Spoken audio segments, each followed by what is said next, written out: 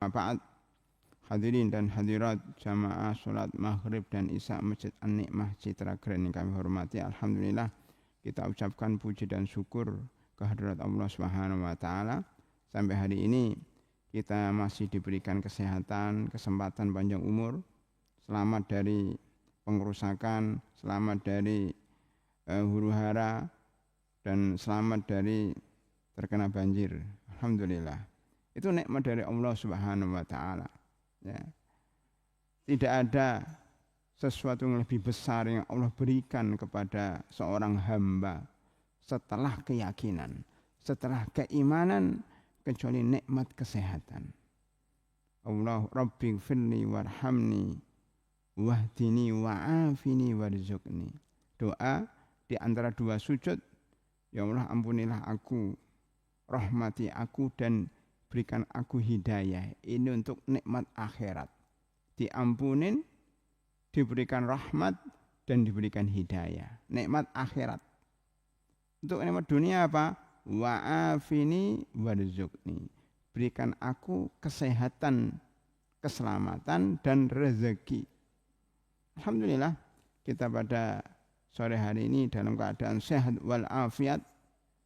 Kesehatan itu sangat penting dalam hidup kita. Karena kesehatan adalah sarana atau wasilah untuk meningkatkan ketakwaan kepada Allah Subhanahu wa taala. Dengan sehat kita bisa ke masjid. Dengan sehat kita bisa sholat maghrib. Dan dengan sehat kita bisa menuntut ilmu. Hadirin dan hadirat pada malam hari ini bukan kuliah subuh, ini kuliah maghrib. Kuliah maghrib ya diadakan 3 bulan sekali. Karena bertepatan dengan Sabtu yang kelima. Oleh karena itu materinya beda. Kalau di pagi hari kita berbicara tentang bagaimana kita mengetuk, membuka dan menembus pintu langit. Kemudian kita kembangkan dalam masalah hukum-hukum tentang sholat yang merupakan inti daripada ibadah.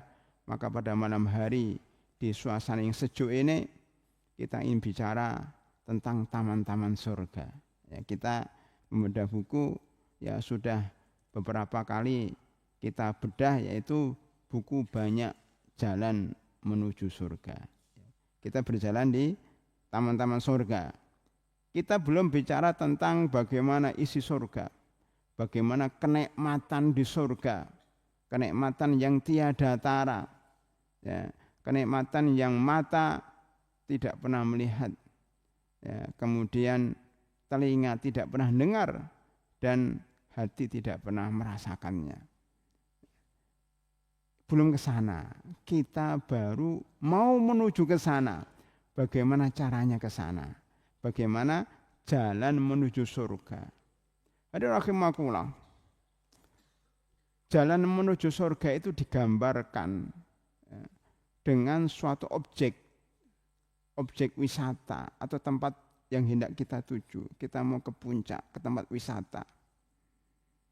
Ya, atau ketua DKM-nya mungkin mau pergi ke Eropa, ya, ke Jerman, Eropa, ke keliling Eropa, maka nanti selama 1 bulan tidak akan ketemu ketua DKM.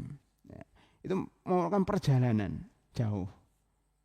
Tapi kita tanya sama beliau, tanya kepada yang lainnya, kalau mau pergi ke luar negeri di suatu tempat yang sangat luas, apa yang dipersiapkan? Pertama adalah ilmu, ya. Ilmu tentang keadaan di sana, ilmu bagaimana cara pergi ke sana, tiketnya harganya berapa, bolak-balik, menginap di sana selama hampir 1 bulan berapa, terus kemana aja, naik apa saja, acaranya apa saja, itu semuanya perlu dipersiapkan, yaitu ilmunya. Maka kalau kita ingin masuk surga, kita perlu ilmu. Bagaimana cara menuju ke sana? Berapa jalan? Ada jalan langsung, ada jalan tidak langsung. Ada jalan tol, ada jalan alternatif. Mau milih mana para hadirin rahimakumullah? Tentunya kita milih jalan tol, karena cepat. Tapi jalan tol itu harus bayar. Saya bisa aja dari Pondok Gede, dari Jatiwarna ke sini hujan-hujan, lewat jalan tol 30 menit. Tapi bayar. Tol 2 kali, bahkan 3 kali. Tol Jor, tol Jagorawi dan tol mana ini Jati Karya. Saya pikir tidak perlu. Kenapa? Jalan alternatif masih aman. Dan perbedaan waktunya hanya 5 menit, 6 menit. Maka kami putuskan tidak usah masuk jalan tol karena sama-sama sampai tujuan, yaitu Masjid An-Nikmah yang merupakan surganya penduduk Citragrend, surga dunia sekaligus surga akhirat. Disinilah kita akan berjalan di taman-taman surga di Masjid An-Nikmah ini. Jadi caranya seperti itu, ada jalan tol, ada jalan alternatif. Tetapi surga pada hari rahimakumullah tidak seperti itu. Surga itu bisa ditemu dengan 2 jalan tol. Ya. Yang kedua jalan alternatif. Jalan tol itu tanpa hisab. Jalan tolnya ke surga tidak usah bayar. Tetapi sebenarnya kalau kita mau jujur, jalan tol menuju surga itu juga perlu bayar. Rasulullah SAW bersabda, ala inna sil atau lai ghaliyah, sesungguhnya barang Allah, yaitu surga itu mahal. Ala innal jannata ghaliyah, sesungguhnya surga itu mahal, harus kita bayar. Dengan apa? Dengan jiwa dan harta kita. Hal adullukum ala tijaratin tunjikum min adzabin alim. Apa itu? Tu'minuna billahi wa rasulihi wa tujahiduna fi sabilillah bi amwalikum wa anfusikum. Dzalikum khairul lakum in kuntum ta'lamun. Jadi surga itu harus diraih dengan jihad, dengan jiwa. Para mujahid itu yang ada di Palestina. Tadi saya kelihatannya ada Gaza, itu ada Palestina. Mereka insya Allah masuk surga. Teman-teman kita yang di Gaza, yang hari ini saya dengar sedang dibombardir, sedang dilulantakkan oleh Israel hari ini. Ya, karena Israel kepengen mengembangkan negara Israel Raya dan menjarah Gaza dan dijadikan salah satu wilayah Israel. Hari ini di mana Indonesia sedang perang juga antara rakyat dengan aparat, diadu domba oleh orang-orang oleh tangan-tangan yang tidak kelihatan, ya kami merusak negeri ini. Anak-anak mahasiswa jangan terprovokasi. Itu permainan politik yang mengorbankan banyak rakyat, mengorbankan rumah-rumah, mengorbankan gedung-gedung. Coba bayangkan, untuk apa kita membakar gedung-gedung itu? Toh nanti kalau dibangun lagi menggunakan uang apa? Uang rakyat lagi, dikurangi lagi. Walaupun ya ada sebagian mengatakan lah itulah resiko. Padahal sebenarnya para hadirin bisa kita demo tanpa anarkis, tanpa mengorbankan nyawa, tanpa mengorbankan harta dan bangunan, bisa. Dan begitulah kalau orang sama-sama emosi, ya tidak ada yang bisa diredam antara penegak hukum dengan rakyat, terjadi seperti itu, chaos. Dan itu bukan ciri orang berilmu, bukan ciri mahasiswa an-nikmah. Karena segala sesuatu bil ilmi, man arada dunya fa'ali bil ilmi, kata Imam Ali bin Abi Thalib, wa man arada al-akhirata fa'alihi bil ilmi, wa man arada bihima fa'alihi bil ilmi. Barang siapa kepengin dunia, kepengin sukses di dunia, kaya, jadi pejabat, jadi pemimpin yang adil, yang mengayomi rakyat, maka dengan ilmu. Kalau pemimpin enggak punya ilmu, yang dicari hanya jabatan, dicari hanya uang, maka merusak negara.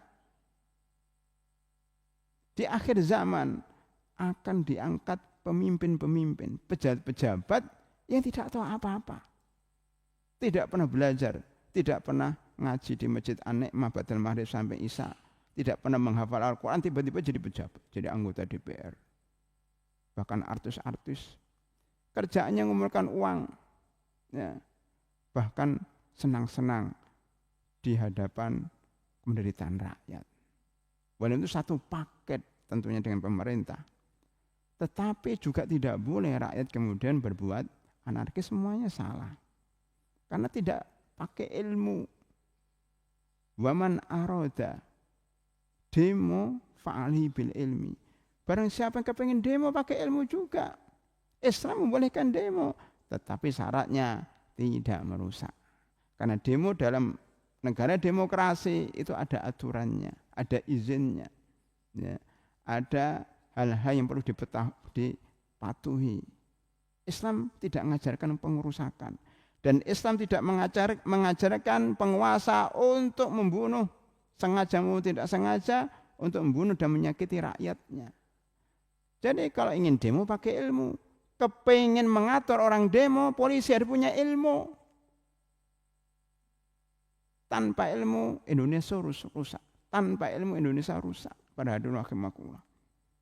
Tetapi yang terjadi adalah banyak pengat mengatakan ini ada orang-orang besar yang mengendalikan, ya, dari balik layar. Jangan terprovokasi dengan yang kelihatan. Makanya belajar ilmu politik. Kalau orang tahu ilmu politik, tahu bahwa ini yang bermain orang-orang elit. Yang tidak tahu ilmu politik, dilihat, oh begini-begini secara lahir saja, tidak. Ada yang mengendalikan, ada yang memboncengin. Ada yang memboncengin. Jadi rahimakumullah, maka perlu belajar. Selain menghafal Al-Quran, adik-adik juga harus belajar ilmu politik, ilmu sosial, ilmu mengendalikan negara. Namanya manajemen konflik itu bagaimana. Saya teringat bagaimana Abu Bakar Siddiq radhiyallahu anhu. Memang dikira enggak ada konflik pada zaman Abu Bakar Siddiq, enggak ada demo, ada. Memang pada zaman Umar bin Khattab tidak ada orang demo, ada. Bahkan Nabi Muhammad sallallahu alaihi wasallam itu didemo oleh istrinya 13 itu didemo oleh istrinya. Lebih sulit mengendalikan demo istri daripada demo rakyat. Orang adik-adik enggak paham. Beliau sampai menginap di masjid 1 bulan. Kan didemo oleh istrinya. Minta kenaikan gaji. Sama dengan zaman sekarang. Melihat orang diberi gaji 1 bulan 50 juta, rakyat tidak bisa makan, demo. Istri Rasulullah juga begitu. Tetapi Rasulullah sabar. Tidak menyemprotkan gas air mata kepada istri-istrinya. Tapi beliau sembunyi di masjid. Ya, istikharah kepada Allah SWT selama 1 bulan. Ya, barulah nanti keluar menemui istrinya. Wahai istri-istriku, jika kamu kepengin dunia, mari fata'alaina umatti'kunna wa sarrihkunna sarahan jamila dalam surah Al-Ahzab. Jika kalian kepengin dunia, sini kita damai, saya ceraikan kamu baik-baik. Nah, enak kan? Tidak ada kekerasan di situ. Tidak ada pengerahan, ya, mobil-mobil tentara, mobil polisi udah nyemprotkan, enggak ada. Dialog. Tapi kalau kalian kepengen Allah dan Rasulnya, yuk kita qanaah. Jadi kepada rakyat ini kita ajari ilmu, wahai rakyat. Memang hidup kita lagi susah, tapi sabar. Rezeki itu tidak tergantung pada negara. Rezeki itu tidak tergantung pada orang-orang kaya. Rezeki itu datang dari Allah Subhanahu wa ta'ala. Sabar. Rasulullah SAW bersabda, ma'ahsya'alaikumul faqr. Rasulullah bersabda, saya tidak khawatir kalian miskin. Saya tidak khawatir orang Indonesia miskin. Justru saya khawatir kalau antum satu alaikumud dunya, kalau dunia itu terbuka untuk kalian, fatanafasuha kama tanafasuha. Kemudian kalian berlomba-lomba mengejar dunia itu, kemudian kalian bertengkar mengejar dunia itu, kemudian akan menghancurkan kalian sebagaimana menghancurkan orang-orang sebelum kalian. Itulah Indonesia sekarang. Para pejabat sekarang, para anggota DPR sekarang itu mengejar dunia. Rakyat, ya, sebagai tameng aja, tapi sebetulnya sebagian dari mereka kerjanya cuma mengejar dunia, termasuk beberapa pejabat yang korupsi itu. Makanya rusaknya itu bukan karena miskin sebenarnya, masalahnya karena sebagian elit kita berfoya-foya dengan dunia. Lihat pada dulu Maula kita belajar sejarah, ilmu sejarah itu mengajar kepada kita bahwa bapak-bapak kita, para pendiri bangsa, mereka juga pejabat, mereka juga pemimpin negara, tetapi mereka masih sederhana. Mereka tidak foya-foya sebagian besarnya. Kenapa? Karena mereka merasakan perjuangan.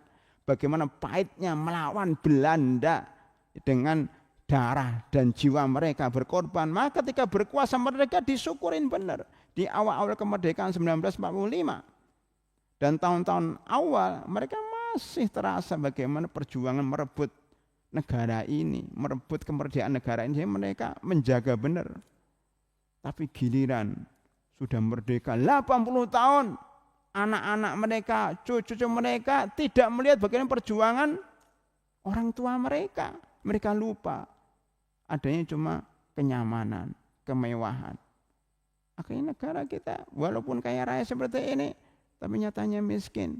Karena digarong oleh sebagian elit politik kita. Sebagian oligarki. Jadi kalau kita tahu ilmunya, yang dikhawatirkan oleh Nabi bukan kemiskinan, tapi kemewahan akan merusak negara hari ini. Bukankah demo-demo yang ada ini penyebabnya karena sebagian dari pejabat memamerkan kekayaan? Merusak kan? Kaya itu merusak. Lihat dalam surat Al-Qasas ayat 77-78. Bagaimana Allah Subhanahu wa taala ya melalui lisan kaumnya Qarun menasihatin wala tufsidu fil ard innallaha la yuhibbul mufsidin. Janganlah engkau merusak wa ahsin kama ahsanallahu ilaik, dan berbaik-baiklah kepada orang lain sebagaimana Allah memberikan kekayaan pada Anda wahai Qarun. Wala tufsidu fil ard, janganlah engkau merusak bumi ini dengan kekayaanmu. Jadi ternyata yang merusak bumi ini adalah Qarun dan teman-temannya. Qarun dan keturunannya. Orang-orang kaya yang tidak tahu agama, tidak tahu ilmu, itu bisa merusak negara. Bukan negara, dunia. Lihat orang terkaya di dunia yang ada di Amerika. Mereka lah yang merusak dunia ini. Negara-negara besar kayak Amerika ketika menjajah Irak, menjajah Afghanistan, bukanlah untuk mencari minyak. Belanda ke Indonesia bukan mencari kekayaan rempah-rempah. VOC itu kan pedagang yang kaya, akhirnya menjajah. Begitu para hadirin ya. Jadi justru kekayaan tanpa batas atau kekayaan yang tidak dikendalikan ilmu dan iman itu yang akan merusak bumi ini. Kalau miskin nggak merusak, miskin itu hanya kurang uang. Bagaimana merusak? Nggak punya uang, ya kan? Merusak itu ada uangnya, kalau nggak ada uang nggak bisa merusak. Paling-paling dia mati sendiri kelaparan. Tapi merusak orang susah. Paling mencopet pun harus pakai ahli, pakai ilmu. Ya, kemudian membegal harus pakai senjata, harus punya uang juga. Tapi artinya bahwa yang merusak dunia ini adalah kekayaan yang berlebihan tanpa didasari ilmu dan agama. Ini ilmu politik, ilmu sosial. Baca umumnya buku Al-Muqaddimah li Ibnu Khaldun. Ibnu Khaldun ini ahli sosiolog ya. Beliau menulis sejarah tapi dia lihat di sosiologi kapan negara itu maju, kapan negara itu hancur, dijelaskan secara gamblang oleh beliau. Di antaranya jika elit-elit politik ya kemudian bermehmawan. Lihat juga dalam surat Al-Isra ayat 16 17 Allah SWT berfirman, wa idza aradna, lihat, wa idza aradna an nuhlika qaryatan, jika kami Allah ingin menghancurkan sebuah negeri, lihat ini bagaimana proses kehancuran sebuah negara. Wa idza aradna an nuhlika qaryatan amarna mutrafiha, maka kami menyuruh orang-orang kaya, oligarki yang punya kekayaan melimpah, pejabat-pejabat yang kaya raya itu, amarna. Dalam qiraah lain amarna pakai tasjid. Jadi adik-adik boleh baca wa idza aradna an nuhlika qaryatan amarna mutrafiha, atau kita baca amarna mutrafiha. Apa bedanya? Amarna kami menyuruh orang kaya, orang elit, oligarki untuk menguasai negeri, menghancurkan negeri. Tetapi dalam qiraah lain amarna, kami jadikan orang-orang kaya itu sebagai pejabat dan pemimpin, Sehingga ketika menguasai negeri itu dicari kekayaan, menumpuk kekayaan, salah satunya adalah Qarun. Qarun memang bukan penguasa, penguasa adalah Firaun, tetapi yang membiayai biaya politik, ya bohirnya itu, oligarkinya itu namanya Qarun. Firaun itu politisi, Qarun bohirnya, ya, yang membiayai pemilu, yang membiayai partai-partai, yang mengendalikan negeri ini sebenarnya adalah para bohir-bohir, para oligarki-oligarki. Karena pejabat bisa dibeli dengan uang. Kenapa bisa dibeli uang? Karena hubbud dunya, karena cinta dunia. Maka adik-adik ini karena punya ilmu Quran, ilmu syariah, ya ilmu-ilmu yang lainnya, mudah-mudahan kalau nanti jadi pejabat tidak tergiur dengan iming-iming harta. Ini amanat. Saya tidak menerima sokoan, tidak menerima suap. Ini negara harus dijaga. Lihatlah Sultan Abdul Hamid, ya, sultan terakhir sebelum jatuhnya khilafah Turkiya. Nah, nanti siapa yang mau mampir ke Turki itu, khilafah Turkiya itu ditawarin uang miliaran triliunan rupiah kalau mau menjual satu jengkal tanah aja di Palestina oleh orang Yahudi. Itu awalnya. Kenapa negara Turki khalifah itu digoyang? Ya, karena enggak mengizinkan orang-orang Yahudi tinggal di Palestina. Maka dibuatlah oposisi-oposisi dibiayai oleh Yahudi yang kaya-kaya itu, dibuatlah demo-demo yang gerakkan orang kaya ini untuk menggulingkan siapa? Untuk menggulingkan Abdul Hamid II dan berhasil. Tapi apakah sekarang berhasil ingin menggulingkan presiden? Bisa berhasil, bisa tidak. Ada orang bermain di situ pada hadirin rahimakumullah, menunggangin. Jadi akhirnya Abdul Hamid II terjungkal, ditawan, diasingkan sampai meninggal dunia dengan keluarganya di tempat pengasingan. Khilafah Turkiya dihancurkan, diganti dengan negara Turki sekuler oleh Kemal Atatürk. Kemal Atatürk bonekanya, ya, orang Yahudi. Nanti silakan Pak Ketua DKM nanti mampir di kuburannya Kemal Atatürk. Konon kuburannya itu ya dikubur di mana-mana ambruk terus, ya. Tanah enggak nerima. Fama bakat alimus sama wal ardu wa ma kanu mundurin.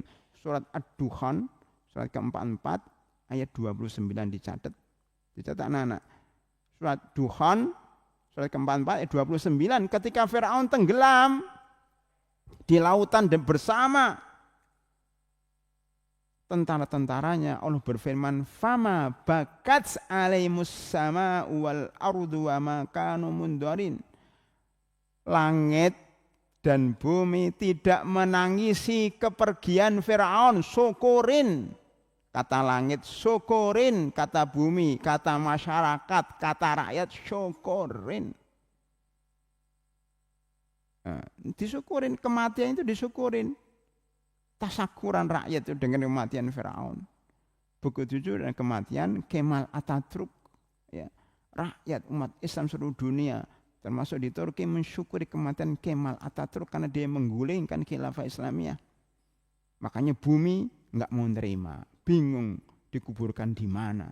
Akhirnya dikuburkan di suatu bukit yang itu pun katanya baunya busuk, benar atau tidak wallahu alam. Maka nanti kita tugaskan Ketua DKM untuk mengecek kebenarannya, apakah kuburannya bau atau tidak. Bau bangkai padahal sudah ditutup rapat. Sekarang sebagai tempat wisata.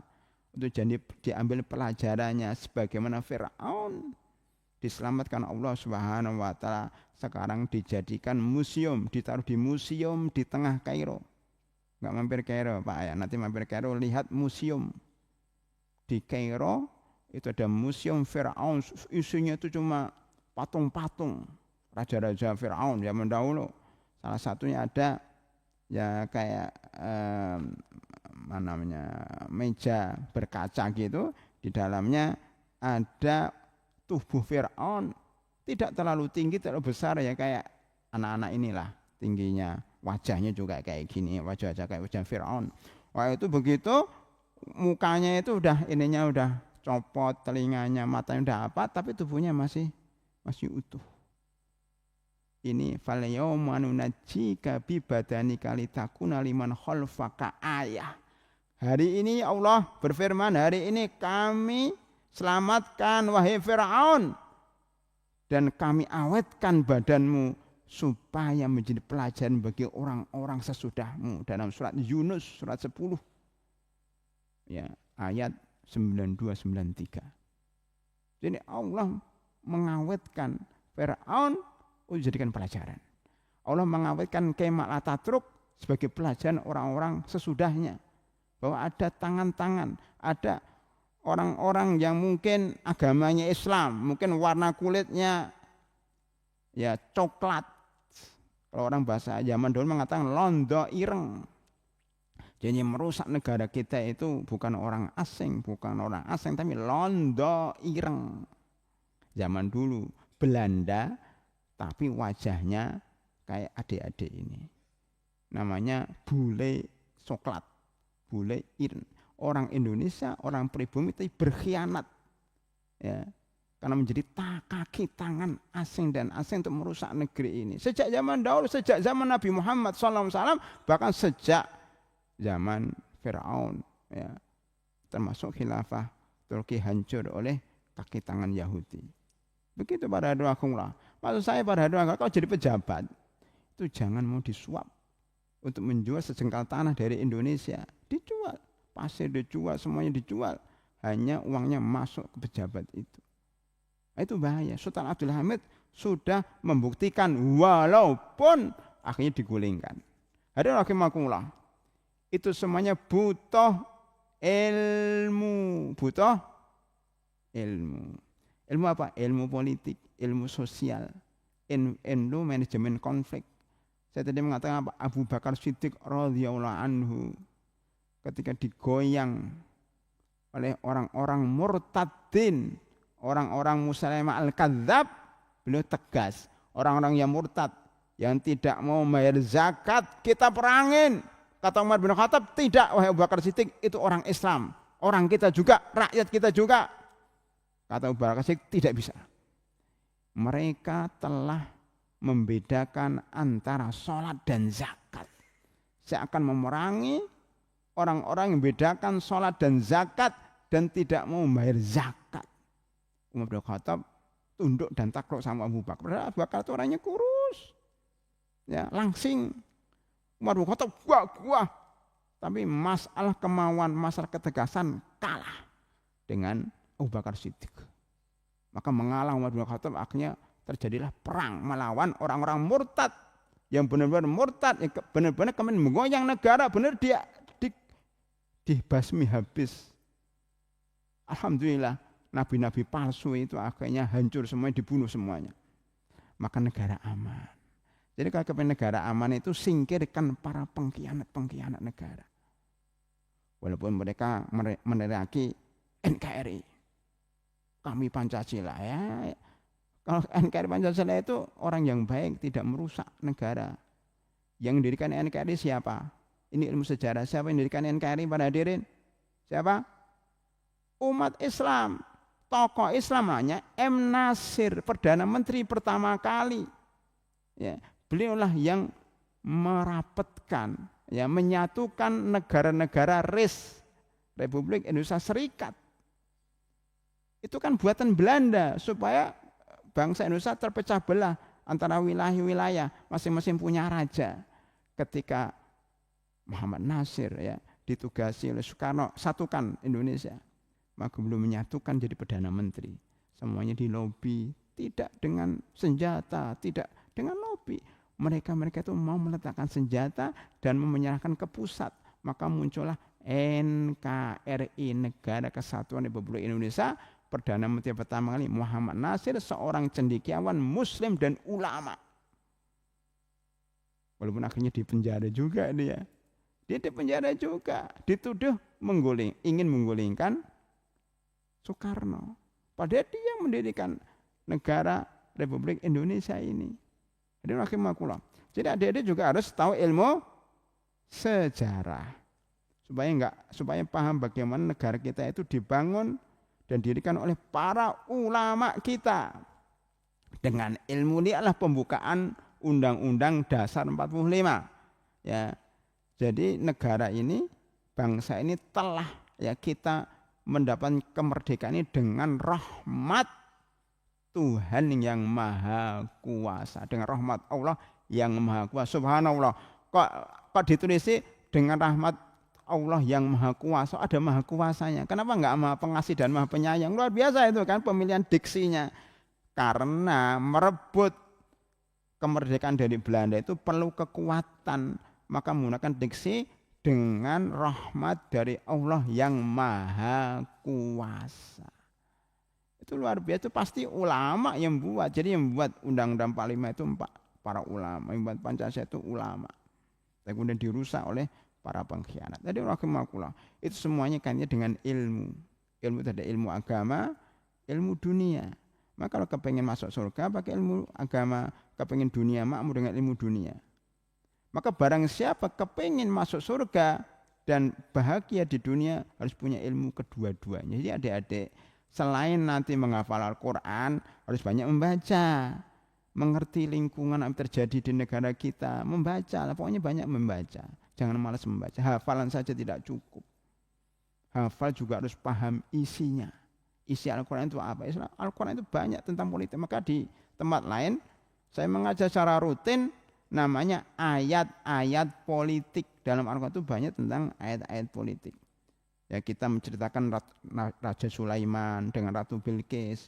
Kita menceritakan bagaimana konflik Nabi Musa dengan Fir'aun, ya, Nabi Daud, ya, Nabi Muhammad sallallahu alaihi wasallam, ada perang Badr, perang Uhud, perang Ahzab, itu semuanya masalah politik para hadirin rahimakumullah. Sehingga kata M. Nasir, kalau kita nggak tahu politik, kita akan dilindas oleh politik.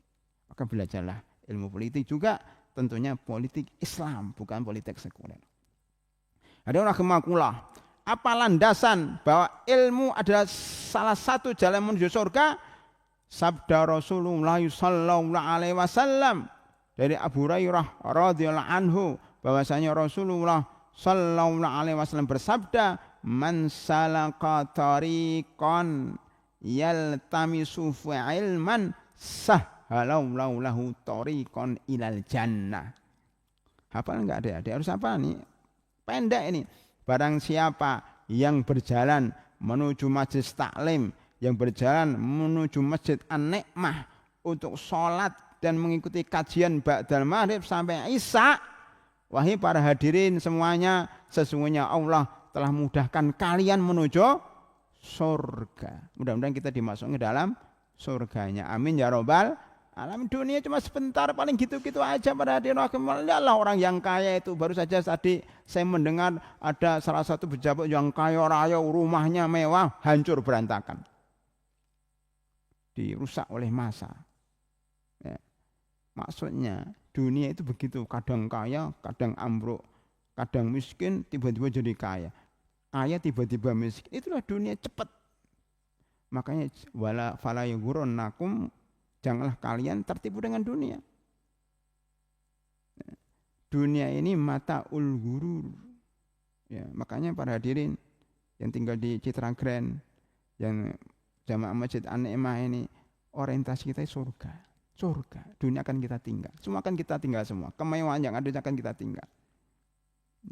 Makanya cara menuju surga dengan menuntut ilmu. Menuntut ilmu dalam buku ini nomor 4. Nomor pertama, dalam surga itu adalah iman. Nomor 2, takwa. Nomor 3, taat kepada Allah dan Rasulnya. Nomor 4, ilmu. Selain ilmu apa?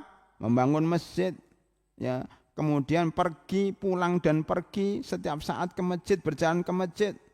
Kemudian jalan ke-7 berwudu dan sholat 2 rakaat, hadis Bilal, adzan di tempat terpencil, memperbanyak sujud dan seterusnya.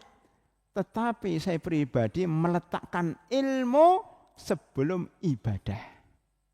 Apa rahasianya? Jadi ini saya urutkan itu sudah berdasarkan Al-Quran dan Sunnah. Pertama, kita harus bertakwa, beriman, bertakwa dan taat kepada Allah dan Rasulnya. Oke, ini kewajiban kita adalah bertakwa. Tapi setelah bertakwa apa? Menuntut ilmu.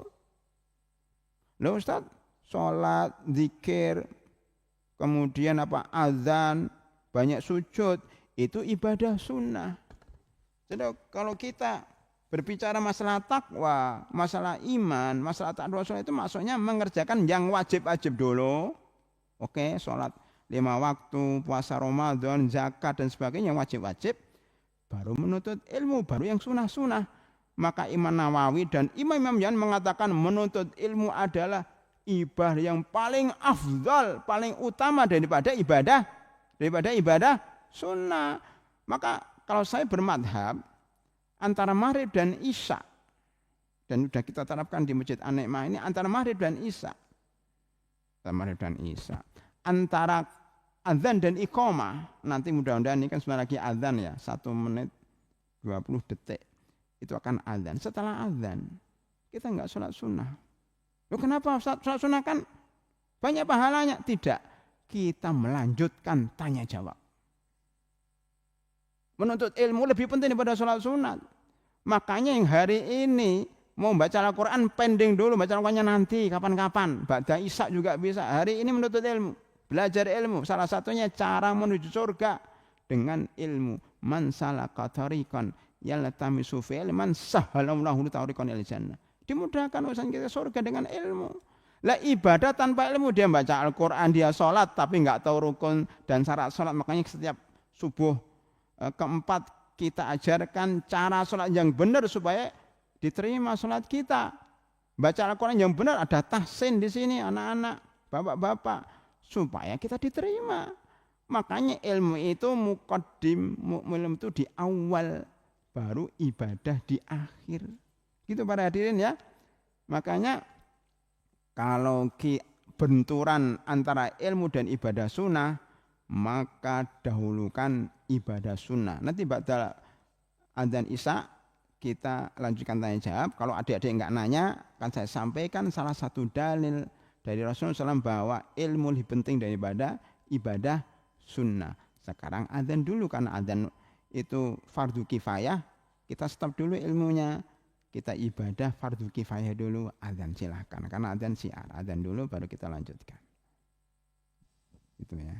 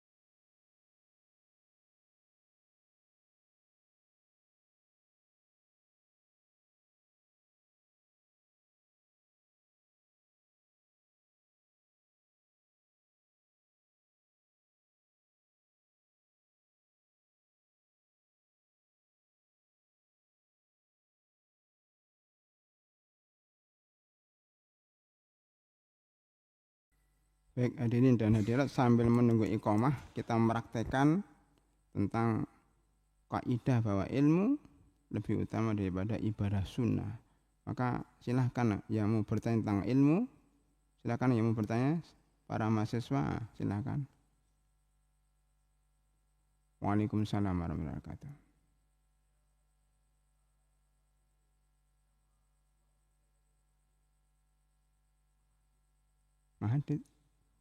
Maha adil, oh, al-adil, maha adil, oh, bahasa Indonesia ya. Maha adil ya. Ya. Oke, ada yang pejabat, ada yang rakyat, ya. Ya, ada yang nggak belajar Al-Qur'an jadi pejabat, yang hafal Al-Qur'an jadi santri aja, itu ya. Oh, baik, alhamdulillah. Cukup satu ini ya, atau ada yang lain, Bapak? Ada yang bertanya? Cukup satu ini ya, karena ini penting nih. Ini pengalaman saya di Mesir. Ada seorang mahasiswa kayak Anda ini, galau juga. Kenapa? Karena dia itu belajar ke Mesir pakai uang. Kemudian uangnya banyak ini ke Mesir. Kemudian di Mesir itu dia belajar pagi, siang, malam, pagi, siang, malam. Tiap hari kuliah duduk depan seperti ini, mencatat. Terus tiap hari belajar. Ketika ujian, dia nggak lulus, menangis. Padahal udah rajin, udah bersungguh-sungguh. Teman-teman nggak pernah kuliah. Kalau antum ke Mesir, banyak orang Indonesia ceritanya cuma main-main aja. Saya di sana 10 tahun, banyak yang main-main aja. Sampai 20 tahun nggak naik kuliahnya. Kerjanya bisnis, jualan tempe, jualan kerupuk, jualan bakmi, rental mobil. Ya kerjaan tuh mahasiswa Mesir kayak gitu itu. Makanya pulang-pulang buat travel umroh. Ya. Enggak belajar. Ada sebagian seperti itu, tapi justru lulus. Karena Al-Azhar itu pada hadirin rahimakumullah, itu kalau semuanya masuk nggak cukup bangkunya. Bangkunya cuma segini, satu kelas tuh seginilah, kecil dikit. Tapi muridnya 1000. Satu kelas 1000. Makanya bagus orang Indonesia nggak hadir kuliah itu. Kalau hadir kuliah nggak cukup. Dia udah teman-teman yang lain yang rajin-rajin aja yang ikut kuliah. Mereka pada malas nggak ikut kuliah. Tapi kalau ujian lulus, itulah cerdasnya orang Indonesia. Saya mengaku Indonesia itu lebih cerdas daripada orang-orang Asia yang lainnya. Benar, baik di Medina, saya pernah sholat di Medina, baik di Mesir, baik di Sudan, baik di Mauritania, rata-rata yang prestasi orang Indonesia. Enggak kuliah aja naik, enggak belajar aja naik coba. Kalau negara tetangga, taat-taat mereka duduk di sop pertama, mencatat. Enggak berkedip matanya, ternyata ngantuk. Ternyata enggak paham apa yang disampaikan oleh ustadznya. Kelihatannya rajin. Ada yang kayak gitu, negara lain, negara tetangga. Orang Indonesia walaupun enggak kuliah, di rumah dia belajar. Sambil jualan tempe dan tahu. Terbiasa orang seperti itu. Cuma di antara orang Indonesia, ya kayak tadi. Kenapa sudah rajin belajar, sudah tiap hari masuk kuliah, sudah beli buku-buku kuliah, kok enggak naik? Sedang teman saya kerjanya cuma main-main, kok naik kelas? Kemudian dia menulis dalam sebuah majalah mahasiswa dengan judul Allah, apakah Maha Adil? Kayak antum pertanyaannya, adilnya di mana? Itu perlu apa? Perlu ilmu, belajar tentang Asmaul Husna, belajar tentang tafsir, belajar tentang hadis-hadis sehingga kita bisa menjawab bahwa maksud adil Allah itu untuk semua kalangan, bukan satu orang. Coba sekarang, kalau semuanya kaya, kira-kira jalan enggak dunia ini? Enggak ada sopir, enggak ada yang nunggu pom bensin, enggak ada yang jualan air, enggak ada yang masak karena semuanya di bos semuanya. Iya kan? Makanya Allah itu Maha Adil karena apa? Ada yang kaya, kaya membutuhkan orang miskin membutuhkan orang kaya sehingga dunia ini berjalan. Ya, Ada pemimpin, ada rakyat. Kalau sampai jadi pemimpin, siapa yang jadi rakyat?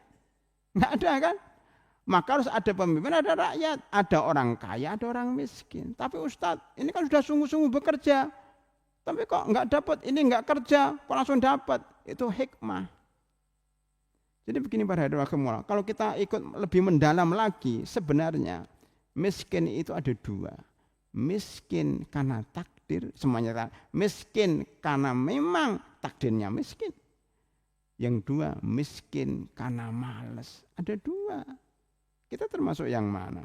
Ya. Ada orang miskin karena memang nggak mau bekerja, malas bekerja. Tapi ada juga yang dia sungguh-sungguh, bekerja sungguh-sungguh, tapi nggak dapat. Tapi lihat, dulu masa mudanya nggak sekolah.